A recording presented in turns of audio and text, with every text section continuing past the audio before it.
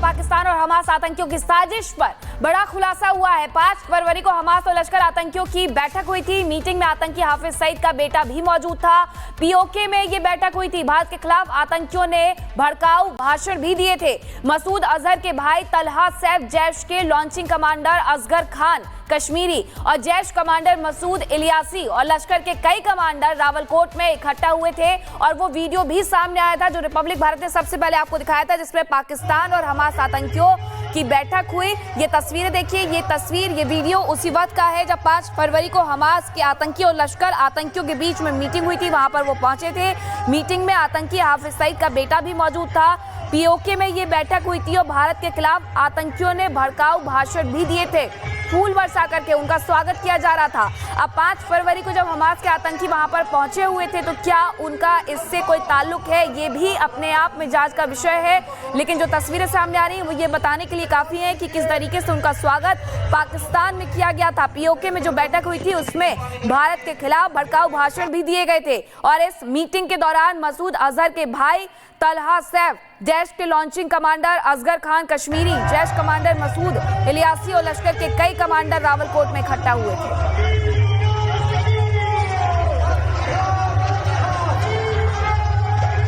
और इसी खबर पर सुमित भी हमारे साथ लगातार बने हुए हैं। 5 फरवरी की जानकारी मिल रही है जब मीटिंग होती है हमास और लश्कर आतंकियों की।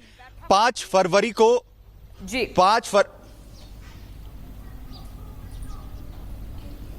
दरअसल 5 फरवरी 2025 को प्रियंका मीनाक्षी ये जो मीटिंग है वो की गई थी। इसका खुलासा जो है रिपब्लिक भारत की टीम की तरफ से किया गया था और इसमें लश्कर और जैश ए मोहम्मद के जो टेररिस्ट हैं वो हमास के आतंकियों के साथ मीटिंग करते हैं। दरअसल कश्मीर सॉलिडेरिटी नाम का एक कार्यक्रम 5 फरवरी जो है 2025 को किया गया था और अल अक्सा फ्लड, जिसमें कश्मीर सॉलिडेरिटी और साथ ही अल अक्सा फ्लड, इसके जॉइंट ऑपरेशन के नाम पर यह मीटिंग की गई और इसमें हमास के जो आतंकी हैं, क्योंकि उनका समर्थन जो है वो पाकिस्तान की तरफ से इजराइल में अल अक्सा फ्लड जो ऑपरेशन किया गया था, पाकिस्तान लगातार उसका समर्थन करता रहा है और भारत की नजदीकियां जिस तरीके से इजराइल के साथ बढ़ी हैं उसे लेकर हमास और साथ ही अल अक्सा फ्लड का जो पूरा उनका ऑपरेशन था, इसे मिलकर पाकिस्तान के आतंकियों ने जॉइंटली ये बात कही कि कश्मीर के साथ जो कश्मीर के मुद्दे पर पाकिस्तान का जो साथ है वो हमास के आतंकी देंगे और दूसरी तरफ इस तरीके के ऑपरेशन को अंजाम देने के लिए पाकिस्तान के आतंकियों की मदद की जाएगी। और इसमें हाफिज सईद का जो बेटा है वो वहां पर मौजूद था। इसके अलावा अजहर मसूद है, उसका जो भाई है वो इस कार्यक्रम में जो है मौजूद रहा। जो आतंकी वो जो मोस्ट वांटेड है भारत के अंदर,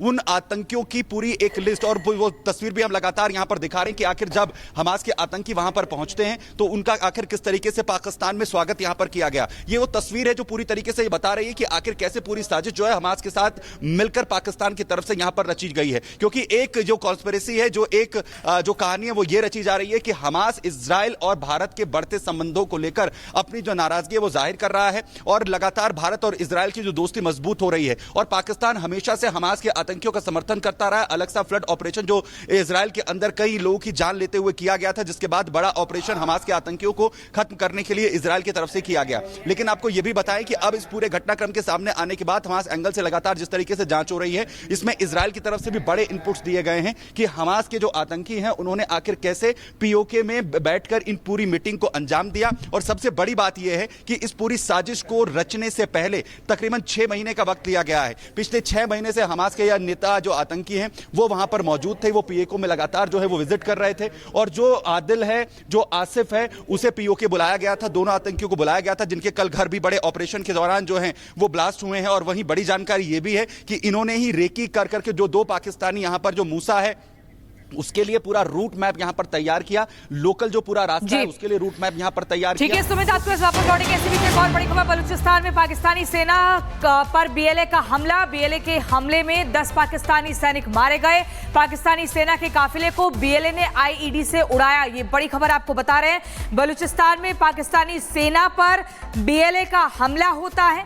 बीएलए के हमले में 10 पाकिस्तानी सैनिक मारे गए हैं। ये बड़ी खबर, ये गोल घेरे को आप देखेंगे, इसी जगह पर ये अटैक होता है। पाकिस्तानी सेना के काफिले को बीएलए ने आईईडी से उड़ा दिया है, इस तरह का इनपुट मिल रहा है। बड़ी खबर, बड़ी जानकारी मिल रही है। बलूचिस्तान में पाकिस्तानी सेना पर बलूचिस्तान की आर्मी ने बड़ा हमला किया है और इस हमले में 10 पाकिस्तानी सैनिक मारे गए हैं। ये बड़ी खबर, बड़ा धमाका हुआ है और पाकिस्तानी सेना के काफिले को बलूचिस्तान लिबरेशन आर्मी ने आईईडी से उड़ाया है।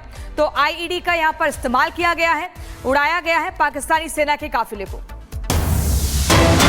आपको बताया स्ट्राइक कॉर्प्स पहुंचे हैं पश्चिमी army commander lieutenant general Manoj Kumar Katiyar. पश्चिमी आर्मी कमांडर ने तैयारियों की समीक्षा की है। पश्चिमी सेना कमांडर ने अंबाला स्थित खरगा कोर के तहत तैयारियों की समीक्षा की है। स्ट्राइक कोर का गठन दुश्मन के इलाके में तेजी से हमला करने और आगे बढ़ने के लिए किया गया है और इसी का जायजा लेने के लिए खुद पहुंचे स्ट्राइक कॉर्प्स पहुंचे पश्चिमी army commander lieutenant general Manoj Kumar Katiyar, जिनकी तस्वीरें भी सामने आई है।